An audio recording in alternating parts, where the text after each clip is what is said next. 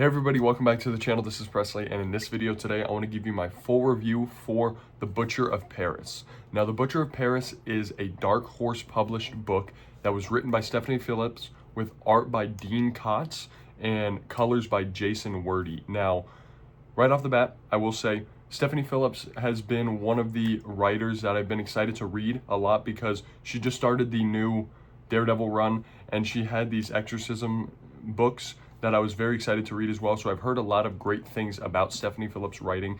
This is my first actual introduction to her writing, and I thought it was well done.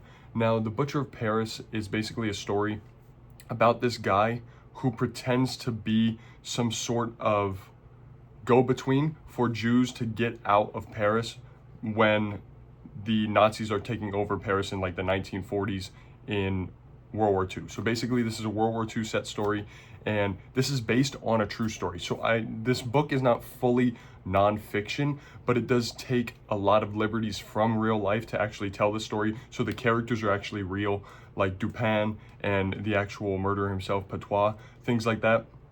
But this is not following real life events one for one. However, basically The Butcher of Paris is describing this guy who cuts up and murders Jews after acting like a savior to get them out of Paris.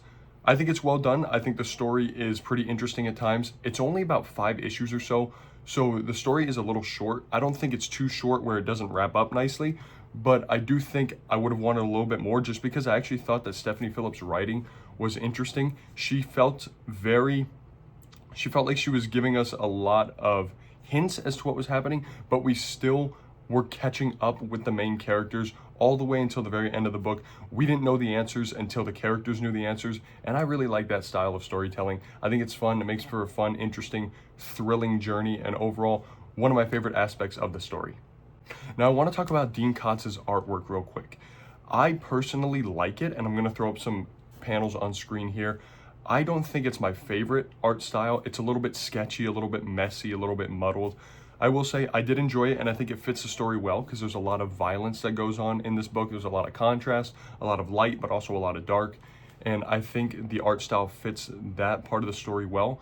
I don't think this art style is for everybody though. I think a lot of people might find it a bit too messy, a bit too muddled, and that's okay. Everybody has their own opinions on art. I personally like it, but it's also not my favorite. So that part of the story is going to get roughly about a 4 out of 5 from me. Now, the main good guys in this book are a father and son, Detective Massu and his son, as we're trying to find where Patois is. Patois is the Butcher of Paris, and I don't want to spoil exactly what happens, even though this technically does talk about real life events. I'm still not going to spoil. I want you to read it for yourself because I think it is really well done. But yes, Massu ends up getting called out by the Nazis. They think that he's working for the French Revolution, things like that. So there's a whole bunch of alliances throughout this book that are getting slashed. There's a lot of different groups that we're learning about, like the Nazis and the French Revolution, the Jewish people. There's also the Americans who are in this book very lightly, like kind of in the background, but we hear about them a couple times. Overall, this book has a lot of different characters, a lot of different affiliations and associations, and there's a lot of betrayals. There's a lot of chasing one another because we have different opinions. Overall, the book, I feel like that's one of the messier parts about it, is that there are so many different points of view, especially for a book that is so short. So overall, there's a little bit of a demerit for that aspect, but overall, not too bad.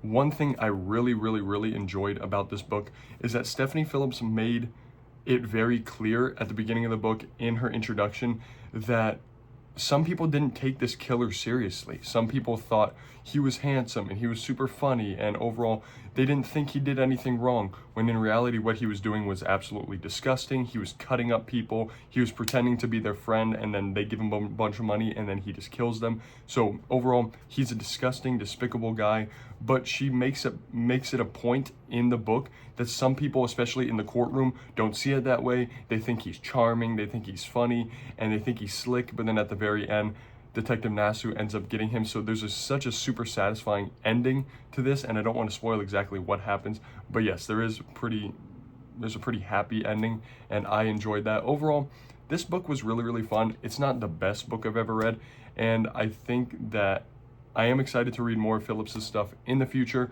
but not anytime soon. However, I will give this book a 4 stars out of 5. Let me know in the comments down below if you have read The Butcher of Paris already. If you have, what were your thoughts? What were your opinions? And most importantly, what was your rating? Again, I gave it a 4 stars out of 5. And I recommend it if the subject matter of World War II and Nazism is too much for you. Don't pick up this book. But if history interests you, or you want to read a nice thriller slasher like horror book, it's not super scary, but there are some intense moments, I think you should check it out. And with that being said, thank you so very much for watching this review. Please make sure to like, comment, and hit that subscribe button. I'll see you all later.